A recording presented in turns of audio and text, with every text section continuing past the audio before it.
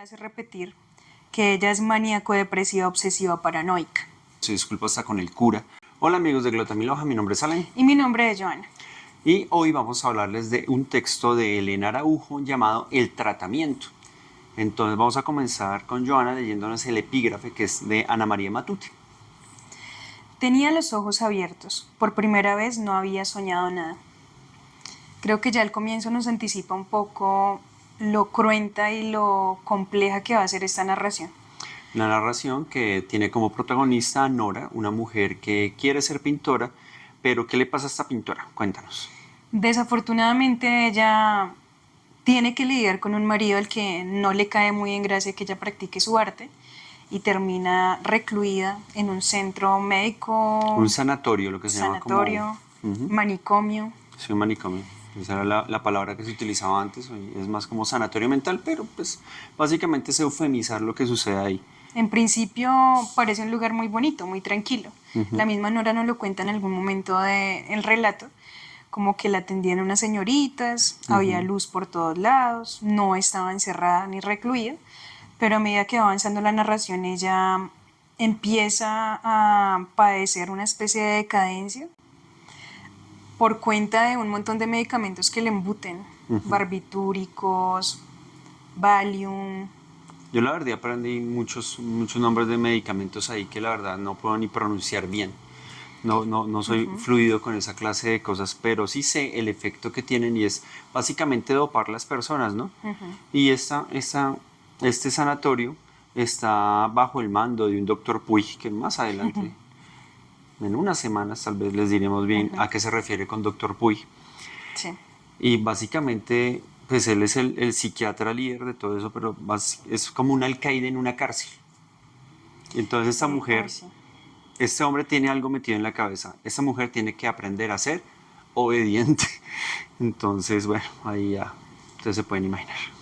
La pobre Nora vive, como les decía ahorita, un camino hacia la decadencia que la lleva a perder conciencia, a perder raciocinio, a perder el control sobre su propio cuerpo, a caer en un letargo casi que infinito, a padecer también el extrañamiento de sus hijos. Nos Sí. cuenta que tiene 2 hijos y que tal vez del exterior es lo que más extraña. Sí, no solamente no se le respeta ni se le reconoce como pintora, porque se lo impiden, tanto Puig como su esposo Ernesto, de distintas maneras, sino que además de todo, el rol como madre tampoco lo puede ejercer. También es, digamos, anulada por estas personas. Hay otro personaje que es el padre, ¿no? Es un sacerdote que realmente tiene un rol más, ¿cómo lo podríamos decir? No la toma en cuenta. Sencillamente no la toma en cuenta, Ella se acerca a él no le para bolas, como decíamos acá en Colombia. pretendiendo ser escuchada. Pretendiendo ser escuchada, pero pues, eso no se da. Todo el tiempo está pidiendo auxilio de una monja, de ese sacerdote que tú mencionas, de las enfermeras. Las cartas. Está intentando escribirle cartas a su familia porque ella cree que si se enteran del estado deplorable en el que Sí. la tienen, del encierro, de ese anestesiamiento permanente, la van a ayudar. Entonces intenta escribir cartas y esas cartas pues las retiene este doctor Puy, de tal Sí. manera que Nora no puede mandar ese...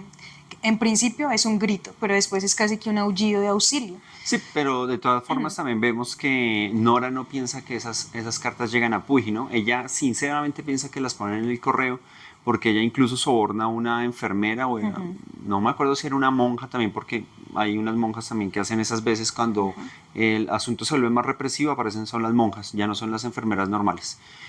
Y estas peladas pues no, no hacen su labor, digamos, de llevar la correspondencia al correo, sino a Puy, que es una censura. Y pues ahí queda eso, ¿no? Entonces, ¿por qué le dan este tratamiento a Nora? El diagnóstico es bastante simplista. Desde el inicio, Puy le hace repetir que ella es maníaco-depresiva obsesiva paranoica.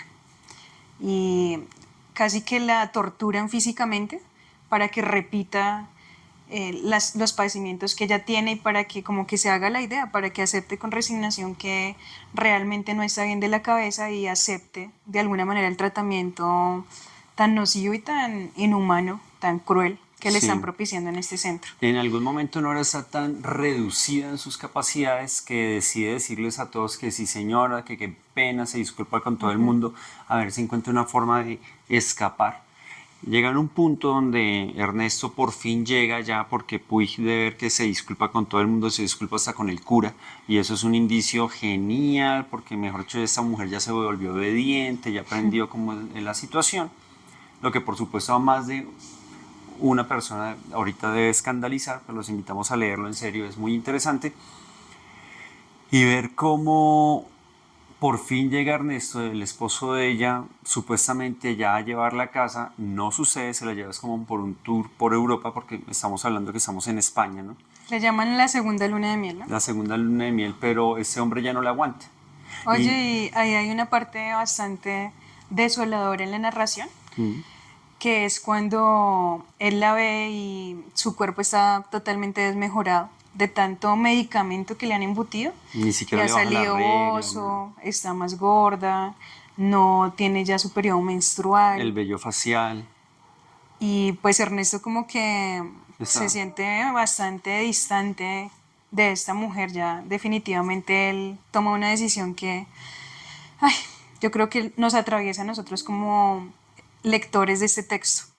pues decide devolverla a Sí. la clínica, porque no, está harto. Está totalmente cansado de estar arrastrando con una mujer que está dopada y que no deja de gritar como loca cuando está despierta, no resiste su propia existencia. Entonces ahí Y se vemos, cumple el horror que ella imagina sí, y es volver a las garras de Puy, estar sí. otra vez bajo su mando, saber que todo el tiempo va a estar dopada, que no la van a dejar siquiera probar lo que es la vida porque va a estar todo el tiempo anestesiada.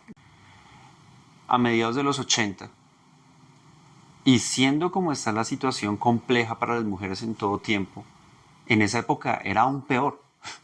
Entonces también ella como que a través de este cuento, a través más de la obra de ella, pues hace como una denuncia pública de lo que está pasando con el propio control de las mujeres acerca de sí mismas, dependiendo de una cantidad de entes. Bueno, aquí lo podemos ver el ente religioso, representado por el sacerdote indiferente, el médico, representado por Puig, ¿sí? El clínico, el que tiene el control de ese sanatorio que realmente para mí, yo te lo dije desde el principio, para mí eso es una cárcel.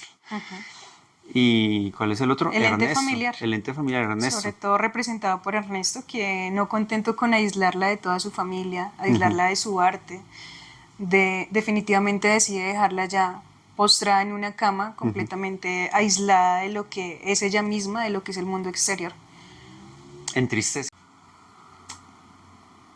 La verdad es un cuento que a mí como hombre me entristece ver cuáles eran los roles que cumplían los hombres en cierta época, tal vez hoy, ahora mismo, en cuanto a las mujeres.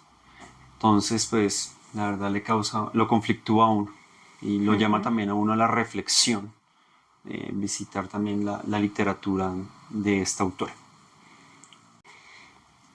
Ya para cerrar, amigos de Glótame y Loja, queda una invitación muy abierta a conocer la obra entre cuento y novela de Elena Araujo.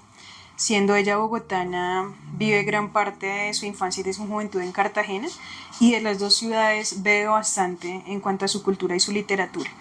Ella, por medio de personajes femeninos, nos muestra un poco cómo el papel de la mujer en siglos anteriores era bastante difícil y cruento, y cómo hoy por hoy pues la mujer tiene que seguir abriéndose paso para ser parte de la literatura.